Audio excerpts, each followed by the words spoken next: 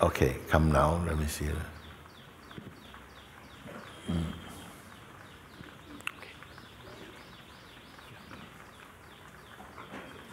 Pranam Maharaj. Okay. Maharaj, many times, I asked you this yesterday also, many times you mention about this inquiry to find out who am I. And another thing is, when people ask you about suffering, you ask them to ask the other question, which is to find out who the sufferer is. Yes. And somehow, Maharaj, suffering and overcoming suffering seems to be a greater motivation than to find out who am I. So, how to go about this? Yes. This is a question from you directly. You're suffering, you want to know how to come out of suffering. How are you suffering?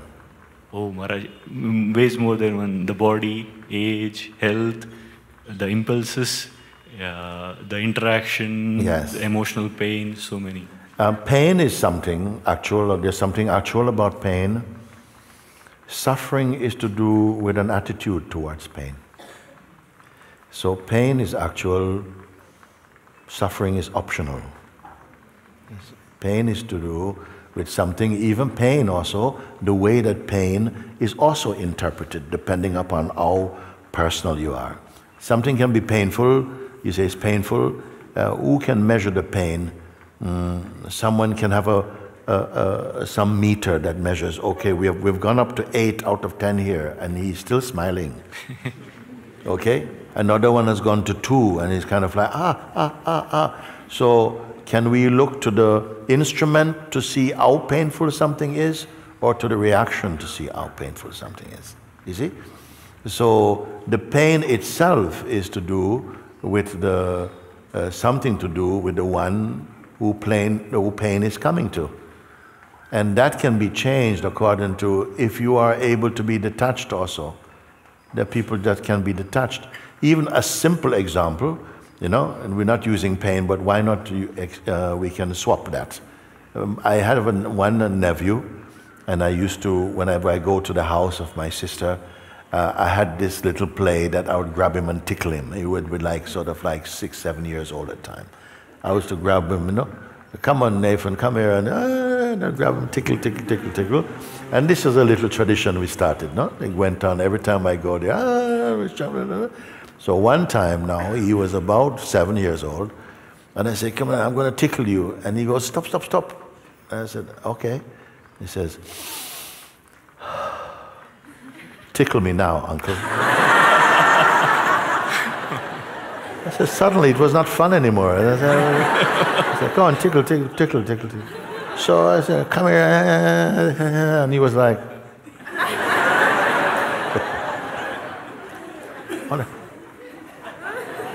I said, this is very good. This is very good. It means you can do something with your attention. You can pull it away from the crime scene. And what did you do? What happened there? He said, I just became empty. So, same thing. Some people are able to somehow bring their attention away from where maybe the mind is going, oh, I'm going to be tickled, and oh, you're not going to be able to, it's going to be horrible, and so on. And we play along with that. So even pain, which is recognized as an actual thing, phenomenon, can be experienced in a different way. Suffering is another step from this also. I remember one conversation that happened in Mumbai some time ago in the Satsang of Sri Nisargadatta Maharaj, when the master was speaking, and someone said, sir, I am very much, your words are very powerful for me. But can I say something? If I must be honest, this man said, young man, if I must be honest, I must admit I am always experiencing suffering. So the master was very quick back. He says, no, that is not true. You are not experiencing suffering. You are suffering you're experiencing. You are not experiencing suffering. You are suffering you're experiencing. What it mean? He made an option out of it. Suffering is not a thing. It is a state. You are not experiencing suffering.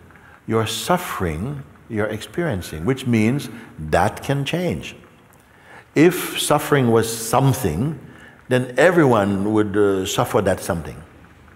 He's saying the suffering, you are suffering, you're experiencing, meaning that why are you suffering, you're experiencing, you see. So again now, relating to your question, you see, how can I end suffering? How can I come out, find out, I say, who the sufferer is? No, to you. Did you try to find out who the sufferer is? Can there be suffering without a sufferer? No.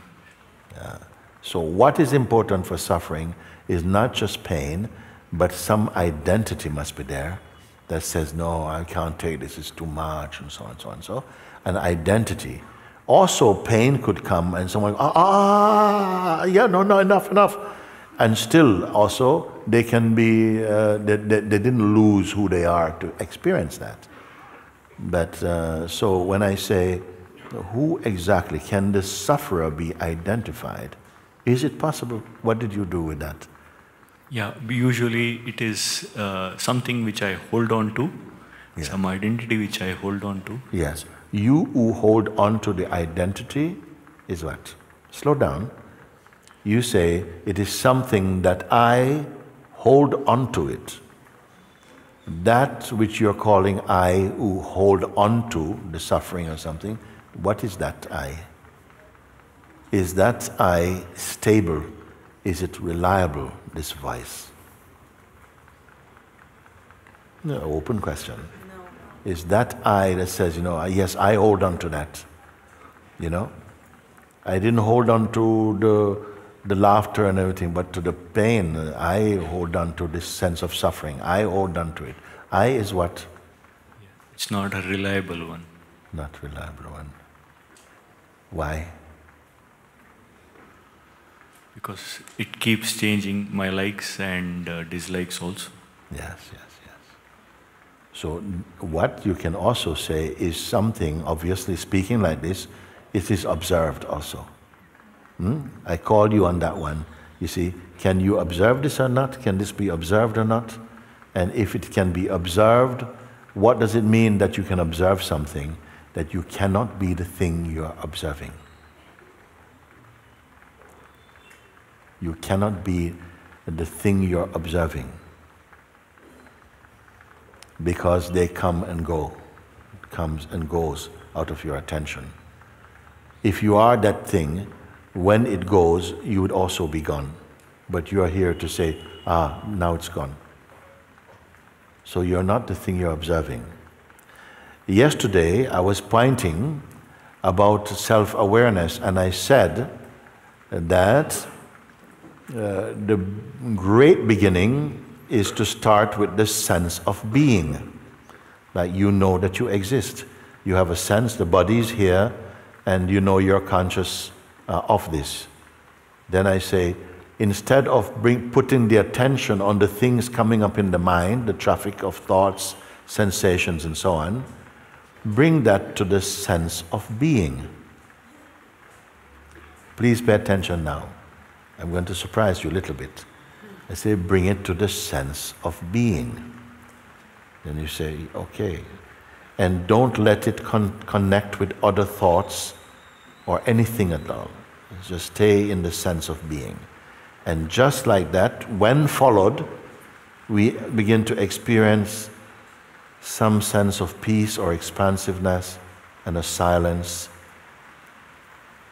The noise of the mind is not there. So we feel, thank you. I feel I am really just right here now. My beingness is right here. That's a very concentrated state. But I asked you just like this, and I'm saying now, whatever you can perceive is not your final truth. So even the sense of being itself,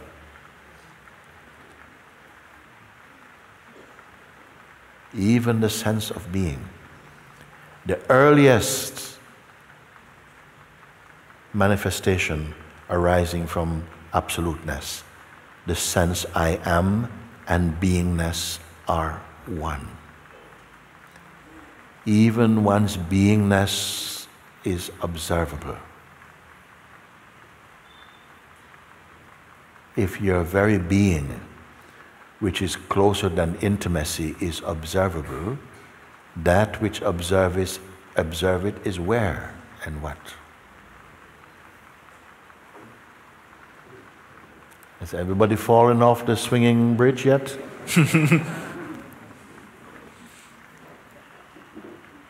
I have not gone this way with you. Yes, I have, but not in this line. We shared the sense of being. Even if you are self-aware at the level of beingness, meaning that you're paying attention just to your own sense of existence, without story, without history, without relationship, without anything, just being alone externally and internally, alone. You follow? Yes. Yes. That alone also will bring great peace and joy and contentment. Even love is beginning to flow here. But now, today, I'm saying, even if this is observable, what is observing this?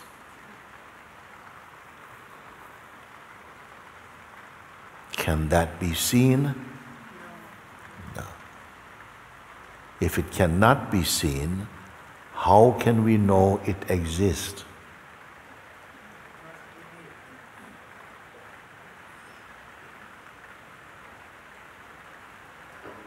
The fact is helpful.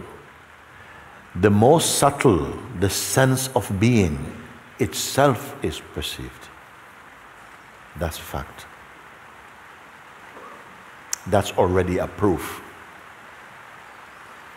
There's something more subtle than even the sense of being. Don't try to think, oh, what is that?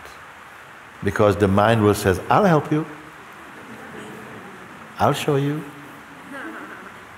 Your own private Google will come. I know what that is. No, you don't. It cannot be known in the classical sense. It cannot be known separate from you. There is no separation in it. That is the ultimate. That is the self. Ooh, grasp. Wow. Is it grasped merely as a kind of common sense, kind of like, yes, intellectually I understand this?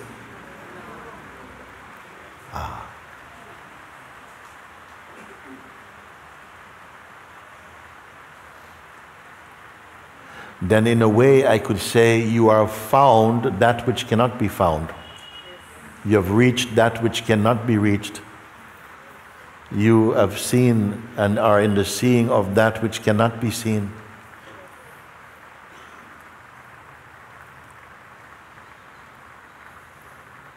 You are one with that which could never be two.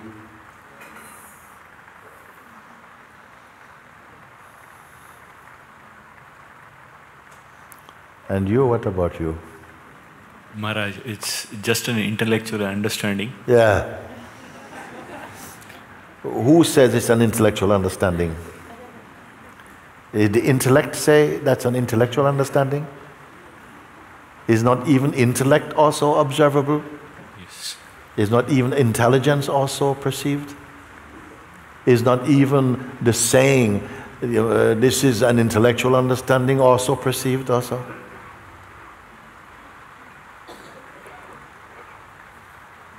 Yes. By what is it perceived? Even the thing that is saying, yes, it's for me it's only an intellectual understanding, that is also perceived. The moment it is spoken, the breath that is speaking, that is also perceived also. And now it's blown away like a cloud also. Or it maybe still seem to be remaining because of memory and the importance given to that moment and that statement. Have I gone too far to say that? What about you? Yeah. What? I'm following the train, Maharaj. You're following? The train of thoughts, what you're saying. You're following the train of thoughts. Where are they going?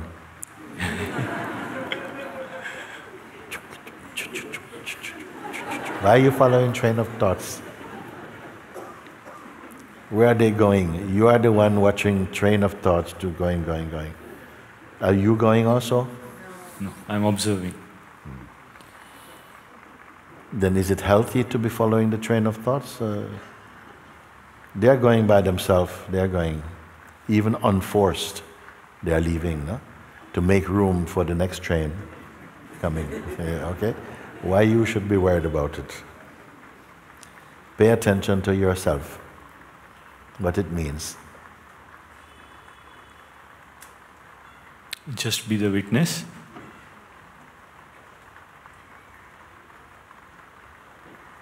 Is that an action that is to be taken? No. Witnessing is already there. Something is aware, yes. My attention is moving, constantly going towards, pursuing the thoughts, trying to work them out. Now I must stay just in the place of the witness. That's healthy for a while. Until what?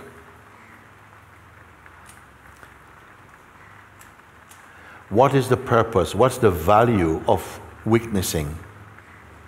What is the value or purpose of witnessing something here in this context of the search for truth?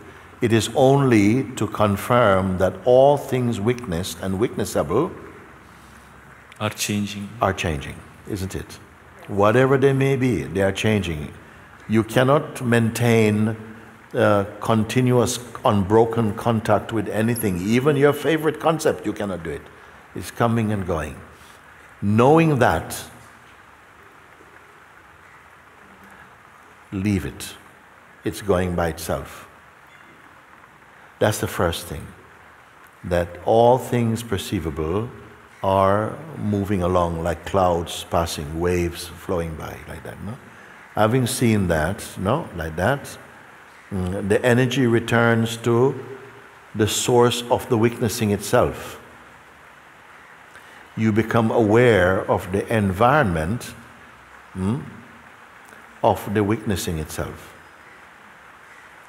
Because there's no further energy needs to be wasted paying attention to something that's constantly changing. So it comes back now, that which is witnessing all of this, no? Then you become aware, and this is right here. So you're not fragmented in your observation, jumping all over the place. Now you are at the very source where even witnessing is witnessed. Can I say like that even?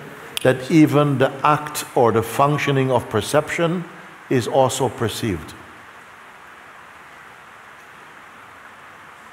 Have you moved? No. Yes, I can witness the witnessing. Yes. At the point where the witness or the witnessing is perceived,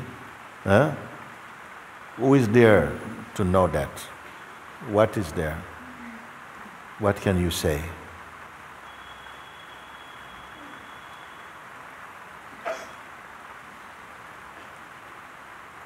Everything is spontaneously observed, without effort.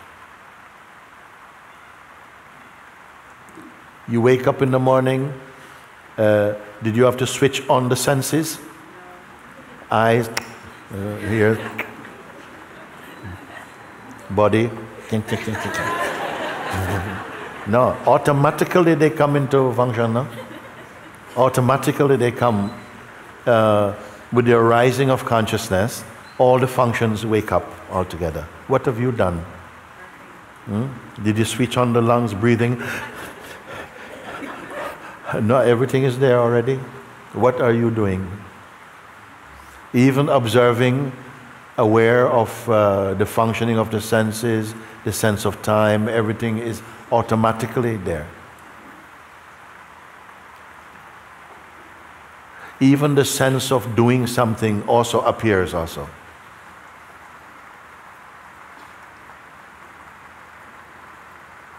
In front of what? That which cannot be described. That is the supreme consciousness.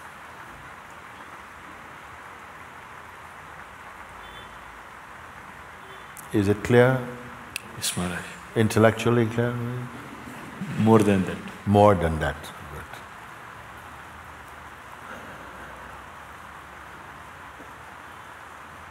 Thank you.